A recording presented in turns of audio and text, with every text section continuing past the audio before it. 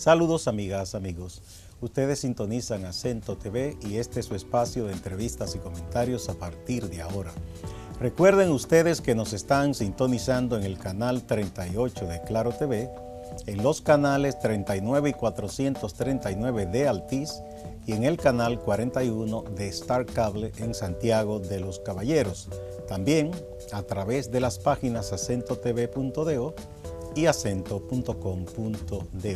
El tema de este día, a partir de ahora, una visión crítica y analítica de la situación política nacional. Y para tratar este tema tenemos a la profesora Olaya Dotel, que es politóloga y activista social, y una estudiosa constante de la sociedad y de la política. Vamos a una brevísima pausa antes de empezar la conversación.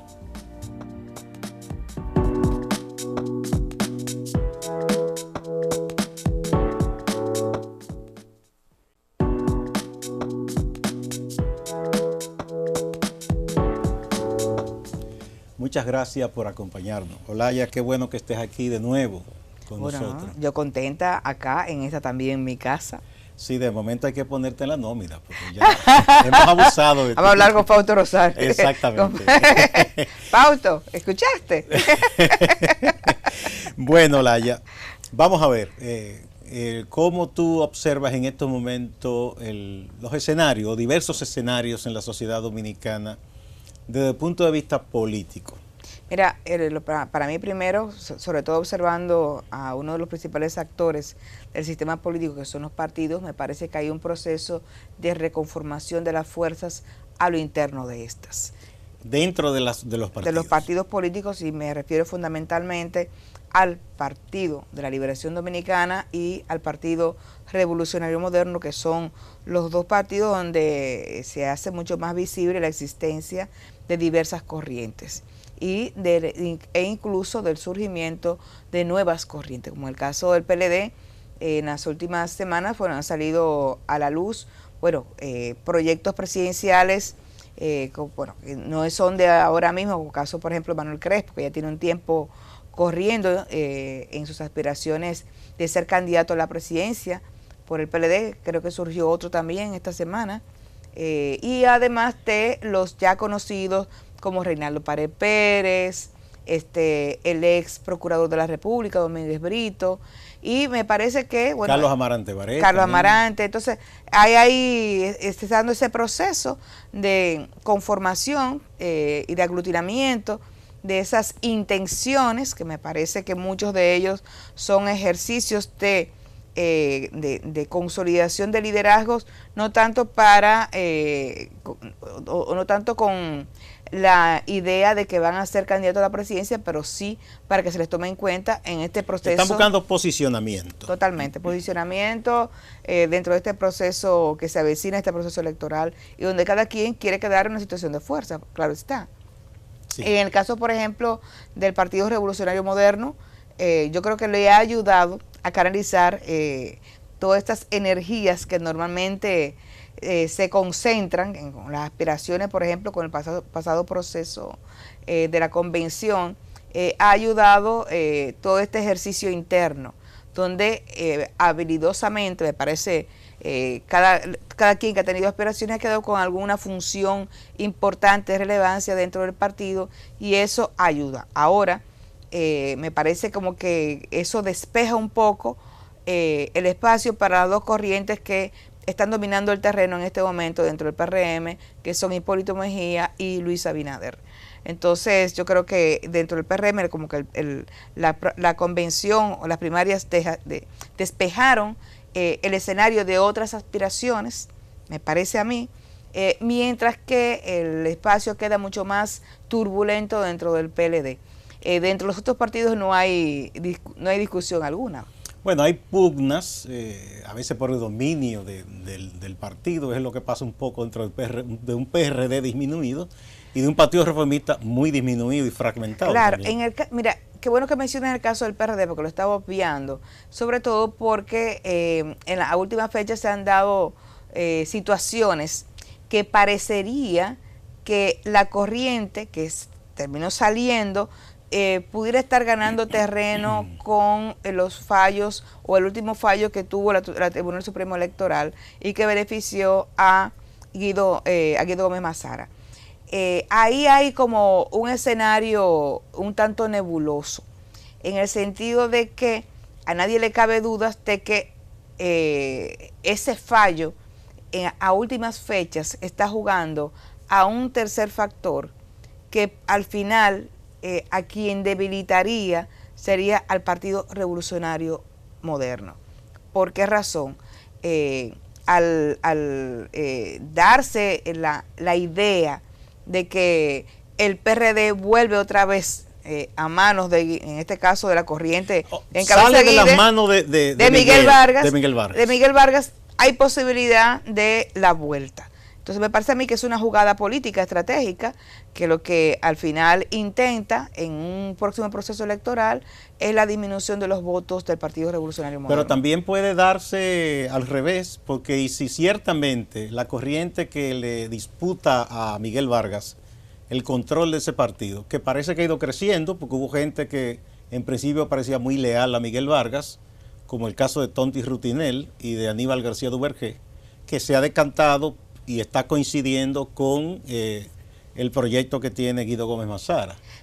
Y quizás si se da eso y se da un acercamiento, una alianza entre un PRD ya no en manos de Miguel, sino que tengan otros dirigentes, y se pacta con el PRM, entonces eso sería contraproducente para quien esté aspirando a succionarle voto al PRM. Bueno, habría que ver al final, sobre todo si no se decanta el PRD con una candidatura presidencial autónoma, en este caso. Exacto. Entonces habría una serie de factores que habría que esperar que se dieran, pero por lo pronto, cuando pensamos, por ejemplo, cuál es el caudal de votos o con quién compite el PRD, no es con el Partido de la Liberación Dominicana. No, su espacio es el mismo espacio del PRM. Exactamente. Entonces el crecimiento del PRD me parece a mí que siempre va a ser a costa del PRM. Sí. Bueno, entonces, pero el PLD me parece a mí que merece que le demos una lectura un poco más ampliada, porque hay una situación. Todavía hay gente que dice que el presidente Medina y su equipo no han descartado de todo buscar un bajadero para ver si pueden apostar a la repostulación del presidente Medina para el 20. Otros dicen, parece que no, él ha lanzado esos pupilos. Ahí está Reinaldo Pared, está el propio Domínguez Brito, está Carlos Amarante Baret, tú mencionaste a Manuel Crespo, entre otros que están aspirando, ¿no? Y a la hora de la verdad, uno de esos se van a unificar todo lo de ese lado y uno de ellos le va a disputar a Leonel Fernández la candidatura. Habría que ver, como tú muy bien señalas, está ese proceso ahora. Yo cierro filas con quienes opinan que todavía Danilo Medina no mantiene sus aspiraciones y está justamente buscando el bajadero institucional que le permita volver a presentar su candidatura. Ahora, hay un par de cosas que a mí sí me quedan claras en este escenario. Una de ellas es que sea lo que sea, la apuesta de Danilo Medina, además de él ser candidato, es que Leonel Fernández no lo sea. Vamos a ver, ¿cómo sería eso? Porque ¿cómo él podría evitar que Leonel sea candidato si él mismo, que se supone que es quien puede vencerlo, no se lanza? En un proceso de negociación donde los dos tienen poder y donde quien tiene los recursos, quien tiene en este momento el Tribunal Superior Electoral no es Leonel Fernández. Hoy el Tribunal Superior Electoral está en manos de Danilo Medina. Hoy el Tribunal Constitucional está en manos de Danilo Medina. Y hoy la Junta Central Electoral... Pero ahí no ha habido ningún cambio en el Constitucional. ¿Cómo tú sabes que ya está en manos de Danilo? Yo creo, lamentablemente, me parece que los cambios que se dieron, sobre todo cómo se dieron, lo que hicieron fue consolidar la influencia de un sector del PLD dentro de las altas cortes. No de generar independencia, sino de mover el ámbito de lealtad o influencia. Me parece que eso fue lo que pasó. Parecido a lo que pasó dentro del propio PLD, que Leonel pensaba que tenía un número de leales en el comité político y resultó que tenía mucho menos. Exactamente. Entonces, ¿Piensa que ha pasado eso en otras instancias del Estado? Sí, eso es lo que yo entiendo, eso es lo que yo creo. Entonces, ¿cómo sería esa posibilidad? Entonces, y a sabiendas de que el propio Danilo Medina hoy maneja el presupuesto de la República, cualquier candidatura a la presidencia debe contar sí o sí, tal y como está configurado el sistema político dominicano y como se han construido las candidaturas dentro del PLD, requiere de contar con los recursos del Estado. No que deba, sino que en la lógica PLDista actual no se concibe una candidatura a la presidencia si no se cuenta con el apoyo de todo el aparato estatal. Bueno, el propio Leonel Fernández en uno de sus artículos en Observatorio Global dijo que quien tenía como ese poder de distribuir el alpiste era el que consolidaba el liderazgo. Exactamente. O sea, que le están aplicando una dosis de su propia medicina. Totalmente. Entonces, sí. Así mismo como en su momento Danilo Medina necesitó del apoyo de Leonel Fernández en su candidatura, hoy, para que Leonel Fernández pudiera ser candidato a la presidencia, también deberá contar con el apoyo de Danilo Medina. Esa idea de un otro partido político, sea Fuerza Nacional Progresista, cualquier otro, y que Leonel va a ser candidato a una fuerza extra, a mí me parece poco probable. No, yo personalmente no creo que Leonel se aventure a eso. Yo tampoco. Ahora, lo que yo sí creo es que los dos son, en este momento los dos se han convertido en dos seres humanos del poder. Y que para conseguir y mantener el poder va a haber arreglos. Como resultado, claro, de los enfrentamientos que todavía quedan por darse, que seguramente las cosas se calentarán bastante, se incrementarán de una forma u otra dichos enfrentamientos, pero al final me parece que va a haber un acuerdo. Y en ese acuerdo, que posiblemente resulte, vaya, no tengo una bola de cristal, pero la impresión que me da es que en ese acuerdo, dada la posición hasta ahora inflexible de Danilo Medina, es que pudiera haber otro candidato o candidata, en caso de que Danilo Medina no vaya, negociado entre los dos. Y una posibilidad es que ya sea para otra vez vicepresidencia o para presidencia, se cuente con Margarita Cedeño. Pero si doña Margarita es la candidata, sería un triunfo para Leonel, porque ella es su señora esposa. Sí, pero me parece, yo tengo la impresión, porque no estoy cerca de ese círculo, de que Danilo Medina preferiría que fuera ella hasta Margarita. Y en vez de Leonel. En vez de Leonel Fernández. Bueno, uno ha visto, hemos asistido a unos enfrentamientos que son inéditos en el PLD porque ellos sabían guardar sus diferencias de manera interna. Ya en las redes sociales que uno de los dirigentes leales a Leonel Fernández dijo que ese era un campo de batalla. Ahí se han dicho muchas cosas. Hasta le sacaron en cargo un sueldo que le pagan a Franklin Almeida. Él no contaba con eso. Y él le dijo que los senadores contrarios eran como perros, qué sé yo. Se han dicho de todo. Bueno, uno no esperaba eso. No, por eso te digo que me parece que los enfrentamientos van a incrementarse. El tono va a pintar a rojo, pero no va a llegar a sangre. Sin embargo, hay unos segmentos dentro del PLD que han comenzado a surgir, que tienen preocupación. Y tienen preocupación más allá de Leonel y Danilo, independientemente de que muchos de sus dirigentes tengan sus simpatías. Por ejemplo, ahí está el profesor Luis de León, que no le hacen mucho caso, pero que él insiste en mantenerse como un PLDismo ortodoxo, que él dice que hay que mantener la unidad, y ha propuesto, y él dice que está trabajando para eso, aquí lo hemos entrevistado, para recoger una cantidad de firmas que equivalga al 25% de la matrícula del Comité Central, que según los estatutos del PLD, con ese 25% se hace obligatorio que se convocan los organismos del PLD, como el propio Comité Central o el Comité Político, para que se decidan cosas determinadas con una agenda. Igual, hay otro espacio en el que está Paíno Abreu Collado, está Melanio Paredes y otras personas, que también tienen la misma preocupación, porque dicen que Danilo y Leonel, por tener proyectos personales y no entenderse, están llevando ese partido de derricadero. Y hay que ir más lejos. El propio Melanio dijo aquí en una entrevista que en estos momentos el PLD no existe. Eso existe, dice, solamente hay proyectos personales porque no hay capacidad en estos momentos de convocar una reunión, porque inmediatamente hay diferencia y nadie quiere reunirse. Y el diputado Rafael Méndez, que también entrevistamos, dice que no, que ahí tú no puedes reunir ni un intermedio. Porque que no pide pote de romo los 500 pesos y si es más arriba piden otras cosas y que nadie quiere reunirse con nadie. Y en los hechos el PLD es un nombre, es una matrícula, pero no está operando como partido. Bueno, yo creo que... Te digo eso, perdón, para preguntarte, ¿asistimos ya al declive definitivo del PLD? No, yo creo que asistimos a la transformación del PLD. O sea, esa aspiración y esa... ese intento de hacer un esfuerzo por un encuentro donde se decidan cosas, eso no es posible. No es posible. ¿Por qué? Porque el Partido de la Liberación Dominicana, así como pasó con el Partido Revolucionario Dominicano, se convirtió en una maquinaria electoral. Entonces los partidos políticos se clasifican, tienen clasificaciones.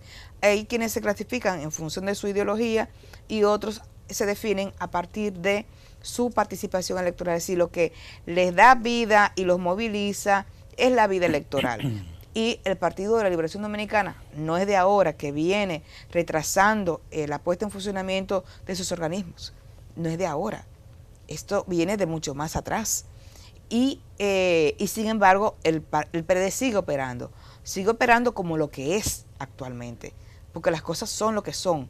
Y hoy, el Partido de la Liberación Dominicana es un partido político cuya su naturaleza es puramente electoral. Y como es puramente electoral, es el único elemento que genera su movilización. No tiene que ver con el tema de su ideología, ni de las políticas, sino de la participación y la construcción del poder.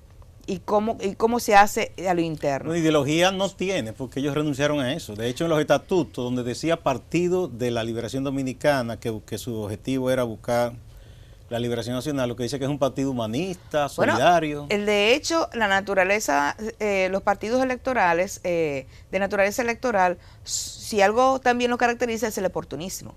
Y el oportunismo los lleva a fijar posición o a fijar las posiciones que más les convenga electoralmente, que más les convenga en términos electorales. Eso es parte de la naturaleza de los partidos políticos electorales. Por eso yo digo que el PRD también se convirtió en su momento en una fuerza meramente electoral. El PRM tiene la posibilidad de dar un salto en ese sentido todavía, porque es un partido nuevo, pero puede fácilmente derivar en ello si no define con prontitud su cercanía, relación y posiciones con respecto al resto de los sectores sociales del país. Por ejemplo, uno estaría esperando en este momento, con todos los problemas sociales que hay, posiciones mucho más fuertes, por ejemplo, con el tema salarial o con el tema de la seguridad social. La sociedad dominicana está esperando que el partido se movilice y fije posiciones. Y cuando hablo del partido, no estamos hablando de esa maquinaria institucional, sino de sus líderes en términos generales. Yo escuchaba esta semana, bueno, sobre todo a raíz del triunfo de López Obrador en México y su vinculación con sectores sociales, se preguntaba, bueno, los candidatos acá, ¿qué pueden exhibir en términos de sus luchas políticas? ¿A quién han apoyado? ¿A qué luchas, con qué luchas se han comprometido? ¿Qué sectores sociales del país saben que si fulano Perencejo Perenceja gana las elecciones, van a contar con un espacio donde sus intereses van a avanzar? Entonces, lo que está pendiente de los partidos políticos, sobre todo como el Partido Revolucionario Moderno, son cuestiones como esa. Bueno, hemos visto, por ejemplo, a propósito, tú hablas de López Obrador, estuvieron pasando interesantes documentales en la televisión mexicana y en otros países de su vínculo, de la zona de donde él es de Tabasco, por ejemplo. Ahí hubo en un momento unos sindicatos de pescadores y él se vinculó mucho con esa gente, le dio acompañamiento, apoyo y nunca los abandonó, pese a cuando ya él no vive en Tabasco hace mucho, desde el DF, siempre las causas de ese sector, él la estuvo apoyando y alentando. aquí hemos visto, por ejemplo, yo he entrevistado aquí a varios dirigentes, hombres y mujeres del campo organizados, que tienen una visión y un conocimiento del sector agropecuario que es envidiable para cualquier partido. Totalmente. Que dicen que tienen una secretaría de asuntos agropecuarios, pero como que tú dices, ¿de qué hablan? Porque esta gente te han planteado cosas concretas. Por ejemplo, aquí estaban de la Conamuca, Ajá. Y esas mujeres diciéndote por qué ellas entienden que lo de la visita sorpresa no llena las expectativas. Y explicándotelo con todos los detalles de cómo al sector organizado campesino se le ha dejado fuera de esa política, vamos a decir, claro, de esa iniciativa del presidente. Y de igual manera, aquí están los profesionales de la agropecuaria, por ejemplo, que están prácticamente abandonados, que tienen unos salarios deprimidos. Hay, en el caso de la salud, esta instancia que ha surgido de organizaciones por el derecho a la salud que están haciendo un proceso de lucha interesante. Pero uno ve que esos segmentos de la sociedad que están haciendo cosas muy concretas, haciendo ciudadanía, exigiendo justicia, exigiendo derechos, uno observa que los partidos de oposición, si acaso, emiten una rueda de prensa un día diciendo estamos de acuerdo, pero no hay esa vinculación. Exactamente. Entonces, bueno, uno dice, PRM es el partido de oposición más importante. Uno pensaría que a estas alturas debería estar trabajando en esa vinculación.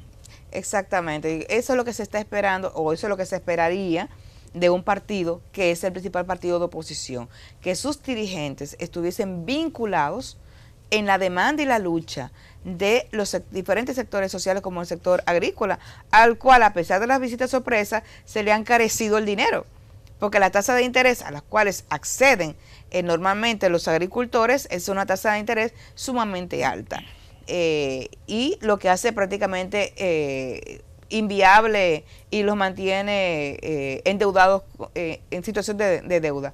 Ahora, esas son de las cosas, pero también se espera del PRM, se espera de Alianza País, se espera de Opción Democrática.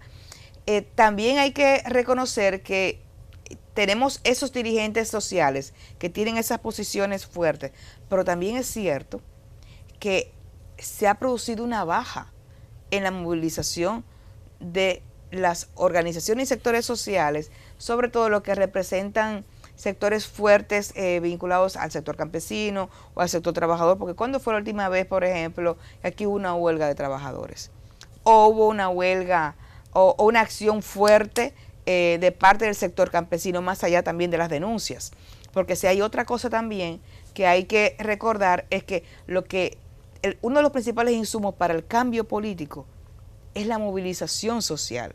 Los movimientos sociales son la carne, el músculo de la acción política, y mientras mayor fuerza y mayor movilización tienen los sectores sociales, mayor estímulo tienen también los partidos políticos para vincularse a esto, ya sea por un tema de ventaja o lo que sea.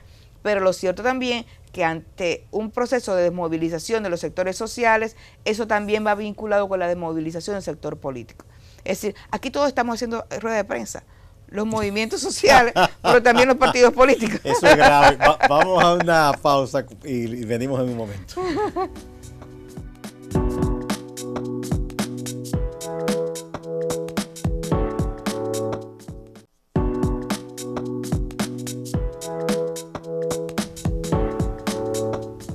Muchas gracias por continuar en A Partir de Ahora. Estamos hablando sobre la situación política en República Dominicana, que está muy vinculada a lo que ocurre socialmente en el país. Los diversos sectores sociales, sus intereses, sus retos, sus problemas. Conversamos con Olaya Dotel, profesora y politóloga. Bueno, el PRM acaba de pasar por un proceso de elegir autoridades internas, mal que bien, salió más o menos bien parado.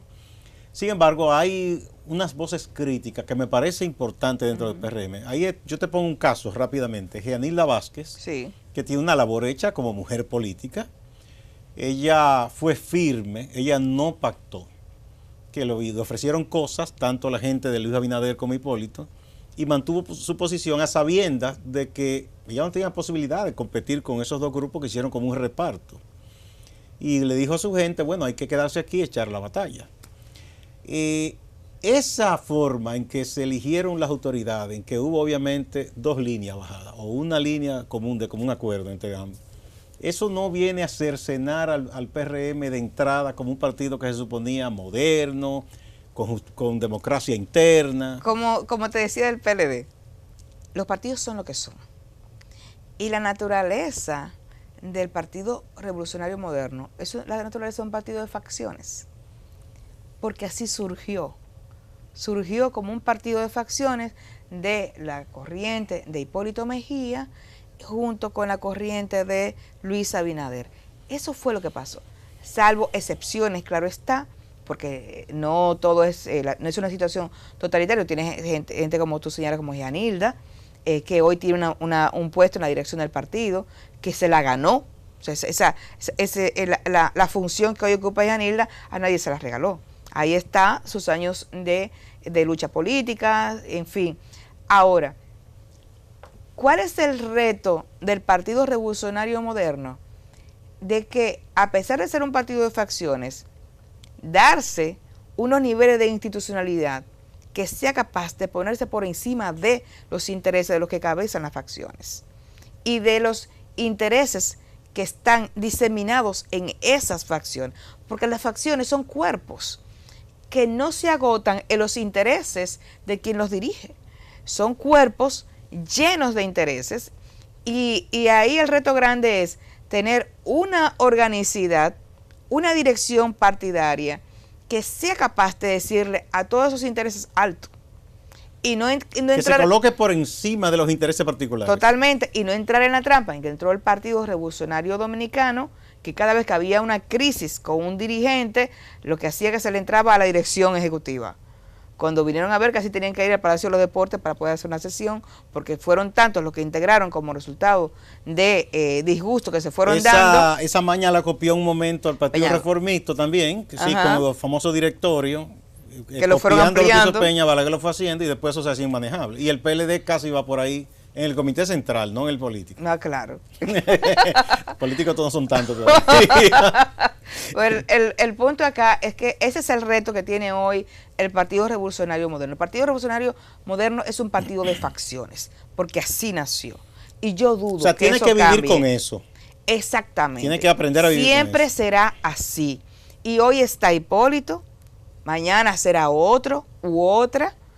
Hoy es Luis Abinader, mañana será, porque si una cosa interesante tiene es que, bueno, tú tienes ahí dentro del Partido Revolucionario Moderno un montón de aspiraciones que están esperando su turno, que están haciendo puntos para lo suyo. Digamos que eso es así en todos los partidos. Quizá lo que no es igual es el nivel de respeto a la institucionalidad y el arbitraje. Lo que pasa Por ejemplo, es el PLD ahora, el problema que señalan mucho es que perdió un árbitro, porque el presidente y el secretario general están aspirando cada uno por su lado. Lo que pasa es que antes se aspiraba, pero estaba la lógica corporativa dentro del partido. Y como el comité político por mucho tiempo mantuvo la tradición de actuar de manera corporativa, se lograba justamente esa contención de las tensiones y conflictos y se llegaba y había un posicionamiento, digamos, donde todo el mundo se alineaba en la decisión del comité político e incluso el comité central, aunque no estuvieran de acuerdo. Pero era esa lógica corporativa, esa lógica de cuerpo que tenía el PLD y que ya no tiene. Y por eso no se reúnen. Porque es hoy el Partido de la Liberación Dominicana un partido de facciones. Esa es una pregunta a responder. Si ya no es un partido de tipo corporación y es un partido electoral, pero también es un partido de facción. Casi va caminando hacia allá. Por la descripción que tú haces, coincide mucho, porque... Pareciera que sí, y se ve mucho más, me parece, donde se ve más, o donde yo lo alcanzo a ver con mayor fuerza, dentro incluso del propio funcionamiento del aparato estatal, donde tú tienes un hecho muy concreto, tú tienes un gabinete de coordinación de políticas sociales, que está en manos de la vicepresidenta. Y tienes una dirección de programas especiales que hace lo mismo que el gabinete. No, y además muchas de esas cosas que se supone debían hacerse de ese gabinete social, lo hace el despacho de la primera dama. Sí, pero sobre todo la dirección de programas especiales. La dirección de programas porque especiales. a ella se le ha recortado y se ha quedado con el tema de la discapacidad, pero todo el tema de intervención en el territorio, los está dos. La dirección de programas especiales. La diferencia está en que quien todavía retiene la transferencia condicionada es el gabinete, pero se ha dado una suerte de competencias entre la dirección, la DGPRED, y el gabinete de coordinación. Y eso no es más que el resultado de dos corrientes que están enfrentadas y que cada quien está haciendo su espacio dentro del territorio. Entonces, yo creo que, y eso me parece que se está dando, no solamente se expresa en el gabinete y la DGPRED, también se expresa en otros ámbitos. De hecho, los espacios, aunque a nivel técnico en el Estado los técnicos son críticos, lo que pasa es que no se visibiliza porque quienes hablan con el público, quienes hablan con los medios de comunicación son los políticos. Sí, sí, obviamente. Pero hay bastante, digamos que hay un sentimiento crítico y cuestionador, porque es mucho lo que se ha detenido dentro de la ejecución pública, dentro de las políticas públicas. Si pensamos, por ejemplo, en toda la suerte de leyes que se aprobaron desde el inicio de los gobiernos de Leonel Fernández, con la aprobación del Sistema Nacional de Planificación, con la conformación de estos organismos territoriales, desde donde se iba a dar toda la planificación, todo eso está detenido. O sea, todo lo que iba a lograr una planificación y una intervención del Estado con mayor nivel de coordinación en el territorio está parado. Y si vemos, e incluso la principal mega obra o la principal obra de este gobierno está prácticamente detenida, que es Punta Catalina. Lo único que se ha completado es el famoso teleférico. Sí, porque ese es como el metro de Danilo. Fíjate que el metro ya no le han metido más dinero ahora.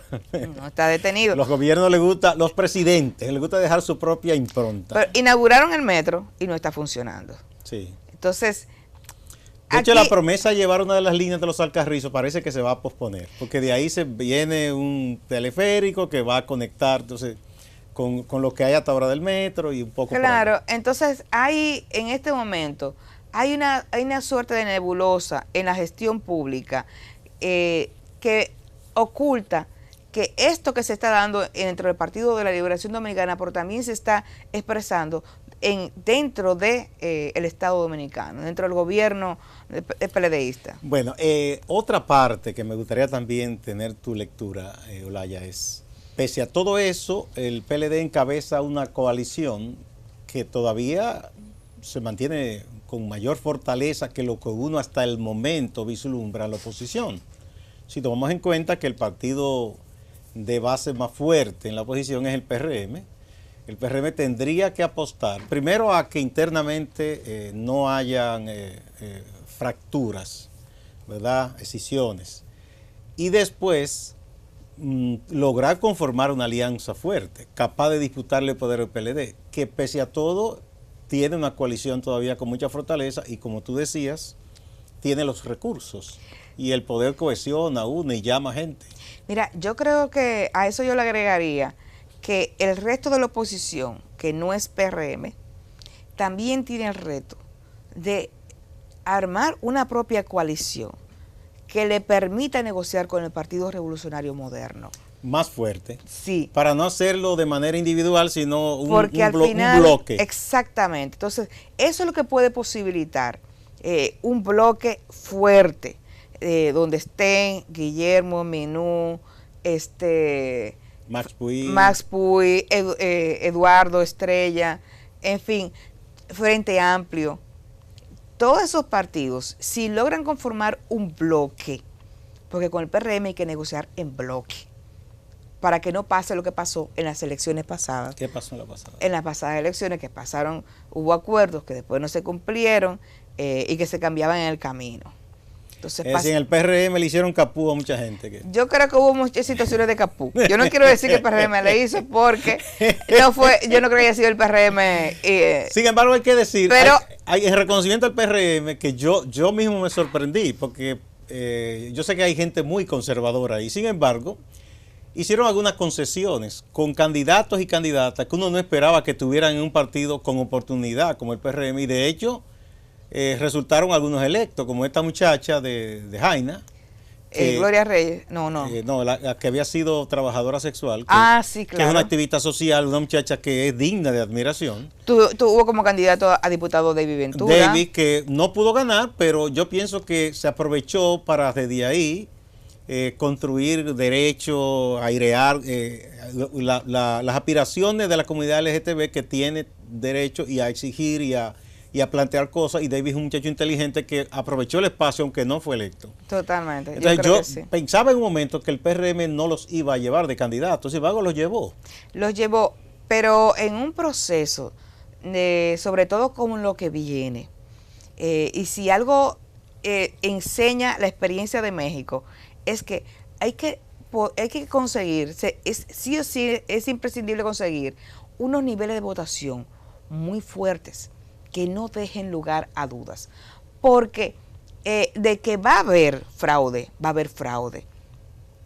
porque están construidas las condiciones para el fraude.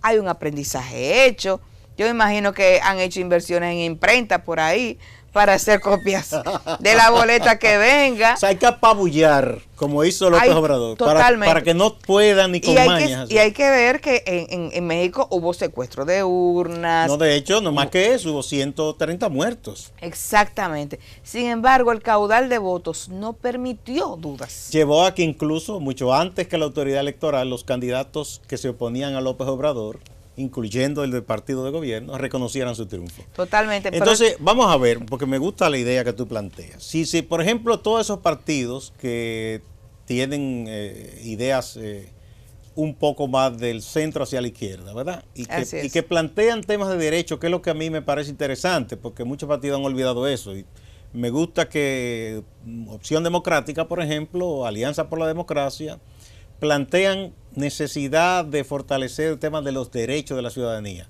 seguir profundizándolos. Si esas organizaciones conforman un bloque, entonces pueden negociar con el PRM, pero ya no será simplemente un asunto de cantidad de candidaturas, sino que van a decir, por ejemplo, comprométanse con las 3 excepciones en el tema del código. Que el PRM está comprometido con las 3 causales. Más o menos, porque dicen una cosa y como que echan... No, institucionalmente está comprometido con las 3 causales, se supone. Vamos a ver cómo votan. Eso es otra cosa. Eso es otra cosa. Entonces, eso sin compromiso público, porque eso sí ya daría mayores garantías. Y cuestiones que tienen que ver también con la vida de todo el mundo. Hay temas sociales como el que tú planteas, las 3 causales, con el tema del aborto, pero la gente está ávida de un compromiso con la mejora de las condiciones de vida, y eso pasa por la revisión del modelo económico. Hay que transformar el modelo económico. Se dice hace años que está agotado, pero ¿qué significa transformar el modelo económico? Variar toda esa suerte de subvenciones, etcétera, que reciben ciertos sectores económicos y trasladarlos a otros. Apoyar incluso económicamente sectores específicos que se requiere y que se aspira crezcan y se desarrollen. Entonces, hay decisiones importantes que hay que tomar. Y si se quiere, en muchos casos, ni siquiera tiene que ser directamente subvención. Pueden hacerse políticas que propicien. Porque, por ejemplo, yo te voy a poner un caso. Aquí hubo una ley, la famosa ley de incentivo industrial, sí, que duraron más de 35 años, sectores, y ahí surgieron parques industriales en donde prácticamente se les exoneraban todos los impuestos. Algunos aprovecharon para fortalecerse, otros desperdiciaron todo ese tiempo y al final quebraron cuando se les quitó eso. Exactamente. Y el turismo igual. Hubo sectores de turismo que pudieron crecer, otros que se acomodaron tanto al Estado que una vez que se le variaron ciertas normas, sucumbieron. Exactamente. A eso agrega el tema de la seguridad social, donde el principal beneficiario ha sido el sector financiero. Entonces, hay que tener... Y hay muchas interrogantes sobre las pensiones. Y, además de interrogantes sobre las pensiones, estamos hablando de que lo que ha pasado con la seguridad social es que se ha incrementado el gasto de bolsillo de la ciudadanía. Y ahí hay un estudio que publicó Jeffrey Lizardo en ese sentido. Entonces, hay cuestiones importantes. La Fundación Juan Bosch ha hecho también varios. Sí, también, exactamente. Matías Bosch hizo un estudio sí. sobre el tema de la seguridad social. Entonces, aquí hay temas que afectan la vida de la gente y afectan de manera directa y que se requiere propuestas y decisiones importantes. Y que yo creo que incluso no hay que hacer una revolución para eso. Porque... Ay, querido, inmediatamente tú afectes los intereses. Es revolucionario eso. De una serie de familias de este país. Tú necesitas una buena base social para sostener esas decisiones. Pero es que yo creo que se va a ganar el apoyo de la mayoría de la sociedad. Porque, por ejemplo, te voy a poner un caso. Tú mencionas los servicios de salud y todo lo que tiene que ver con las pensiones. Aquí está pasando una cosa gravísima. Aquí prácticamente hay 2 o 3 cadenas de farmacia. Entonces, ¿el monopolio? No solo es oligopolio, es peor todavía, porque incluso el paciente, el ciudadano está atrapado. Tú vas con un médico que te da la receta y supuestamente seguro te cubre. Entonces la farmacia te dice, mira, de esa tengo 2, porque tal cosa esta cadena no la vende. Tiene que ir a otra. Entonces, pero si ya tú entregas el seguro ahí, ya no pueden la otra comprar con lo que el seguro supuestamente te cubre, ¿no? Ajá. E igual que pueden tener 999.1 de los ingredientes y dicen, no, el 00,1 no lo cubre, entonces págalo completo. Y entonces, mismo. Eso está ocurriendo y al parecer, y mira que Chanel, el nuevo director nacional de salud, ha dicho que quiere esas cosas abordarlas. Pero que es que hasta no donde le dejen, porque esa es otra cosa. No es una decisión de Chanel. No. Es una decisión del Poder Ejecutivo. Obviamente. Yo te digo porque quizá él tiene la visión y tiene conciencia de que esas cosas están ocurriendo. A Chanel lo que hay que buscarle es un buen Fortimal y un tecito de manzanilla para que sobreviva este proceso. Pero él se ha acercado, por ejemplo, a los grupos que están abordando estos temas. O sea que nadie duda. Tiene apertura, por lo menos. Oye, nadie duda de un ser humano como Chanel. Pero el problema no es Chanel. No, es solo no puede. No. Y Chanel no tiene la fuerza política. Para poder abordar esos cambios. No solamente cambios, para poder resolver el problema que él tiene dentro de los hospitales. El mega fenómeno de corrupción que hoy arropa los hospitales públicos. Yo estoy esperando en qué momento aquí se van a hacer auditorías a los hospitales públicos. Tú dices en la administración o en los procesos que hubo de construcción e intervención de no, la en la administración de los hospitales. En la administración también. En la administración de los hospitales públicos. Porque en el tema de las intervenciones y las construcciones eso es otra cosa. Por ejemplo, hay un caso aquí que es emblemático, que es el hospital Dr. José María Cabral Ibáez de Santiago, que fuera de las especies de ciudades hospitalarias que hay en la capital, ese es el hospital más importante del país.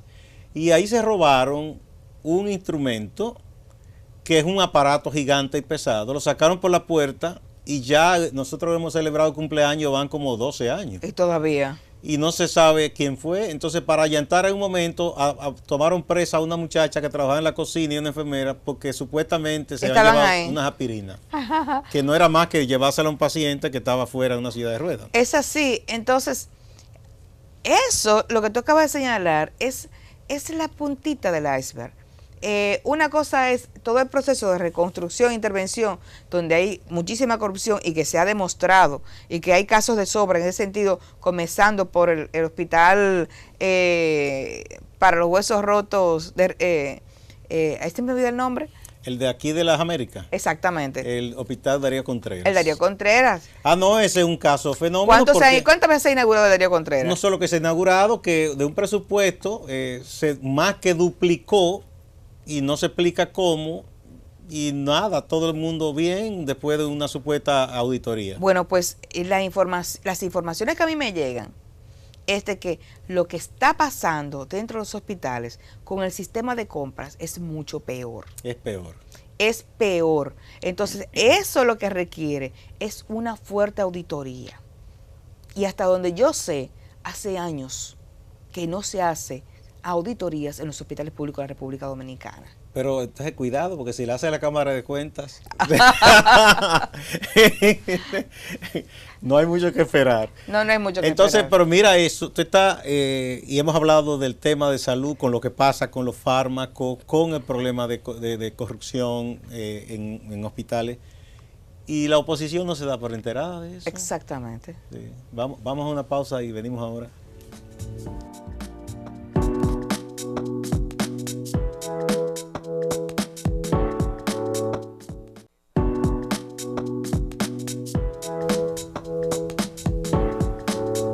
Muchas gracias por continuar a partir de ahora. Estamos hablando sobre los problemas de la sociedad, los posibles escenarios políticos con Olaya Dotel, profesora y politóloga. Bueno, si quisiera entonces, por eso que hemos conversado, la oposición tiene materia prima en cantidad para crecer, para trabajar. De sobra. Para ganarse el apoyo de la sociedad. Porque de que hay sectores que claman por el apoyo y el acompañamiento, los hay. Ahora, el tema es si la oposición tiene la decisión de enfrentarse a la élite económica del país, que ese es otro tema. Porque muchos de los problemas que afectan a la sociedad dominicana, como es el tema de salud y el tema de la seguridad social y el encarecimiento del gasto de bolsillo de la ciudadanía en materia de salud, es sobre la base de la construcción de una serie de privilegios que están beneficiando fundamentalmente al sector financiero. Entonces, cuando revisamos la plantilla de los consejos, de los miembros de las mesas directivas de la banca dominicana, ahí hay una serie de apellidos que se repiten de banco en banco. De lo que son poquitos en la guía, como dice un amigo mío. De los que son poquitos en la guía, y están en todos los bancos. En todos, hasta en ADEMI. No, porque esa es una creación también de banca. Son 3 gatos y están en todas partes. Entonces, el tema es que la oposición tiene que actuar y tomar una serie de posiciones políticas que van a enfrentar a sectores de poder más allá del gobierno. Entonces, pensar en tomar una decisión, por ejemplo, que reduzca los beneficios de las administradoras de riesgo de salud, ¿a quién va a afectar? Cuando se toquen, por ejemplo, el altísimo margen de beneficio que hoy tiene, por ejemplo, las AFP, ¿a quién van a afectar? Tú recibes, tú estás afiliado a una AFP. Sí, y me llega, sí, me llega el correo. Si uno lo lee, se mortifica. ¿Es para suicidarse? Más o menos. No soy tan radical, ¿no? Pero yo pienso... cuando dice que cuando supuestamente hay rendimiento extra, te tumban el 25% de ese rendimiento. Yo tengo 49 años. ¿Cuántos años tengo que trabajar para pensionar? Ay, te falta mucho todavía. Bueno, Laya, pero sí hay una cosa. Fíjate, y de nuevo vamos a trasladarnos a México. A López Obrador le hicieron una oposición tajante. Terrible. De todo, hubo campaña sucia. Hasta que incluso muchos sectores del empresariado dijeron, no, con este hombre no se puede, y comenzaron a suavizar su discurso en contra de él. Y algunos decir, bueno, con este hombre hay que trabajar. ¿Pero por qué? Ya al final. Porque él logró un apoyo muy sólido y pactó con la base de los diversos sectores de la sociedad. Entonces yo pienso que esa es la parte que quizás aquí nuestros políticos han descuidado. Así es. Porque no me digas tú a mí que, por ejemplo, si una empresa determinada quiere hacer un monopolio que se ha intentado otras veces con una patente de semillas, ¿verdad? Que eso ha ocurrido en otros países con Monsanto, y que eso encadena a los productores, aunque ya produzcan su propia semilla, como la primera la usaron supuestamente. Sí, que es una barbaridad. Quedan atados de por vida eso. Entonces, sin embargo, si los políticos pactan, por ejemplo, con los sectores productores, chiquitos y grandes, porque ahí van a coincidir los productores, y pactan, por ejemplo, en el caso de los asuntos de salud, con los gremios de los profesionales de la salud, los médicos, las enfermeras, los laboratoristas, las personas, los radiólogos, y al mismo tiempo con las entidades que defienden a los usuarios. Por ejemplo, ahí está esa alianza por el derecho a la salud, que ha estado haciendo un trabajo interesante, mucha gente vinculada. Yo pienso que eso le daría mucho músculo y obligaría incluso a esos sectores, por más privilegiados que sean, a por lo menos no oponerse tajantemente. Si hay que hacer una reforma, porque tampoco ellos son suicidas. No, y además, si algo ha aprendido la élite económica dominicana, es a desarrollar estrategias de negociación. Exactamente. Yo creo que si hay un sector en este país que aprendió y sobrevivir sabe como negociar, sea, sí, es la élite económica. Yo creo que, yo estaba revisando el otro día un texto, un estudio sobre la reforma de los años 90, en la época de Balaguer, y yo creo que fue una escuela para la élite económica dominicana. Se sentaron, el diálogo tripartito ahí, sí. Se sentaron, había sectores hiper enfrentados, pero fueron capaces al final.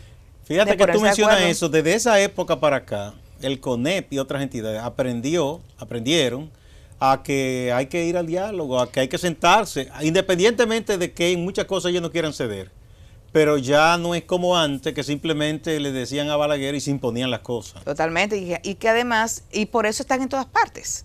O sea, si hay un sector de la vida económica, de la vida dominicana, que está en cuanto sector es relevante, es el sector económico y fundamentalmente la élite económica. ¿Tú sabes? Todos los cartones. No se les va nada, en lo absoluto. Entonces los partidos políticos tendrían que aprender también de la élite económica, porque asimismo la dirigencia partidaria tendría que estar presente en todos esos sectores.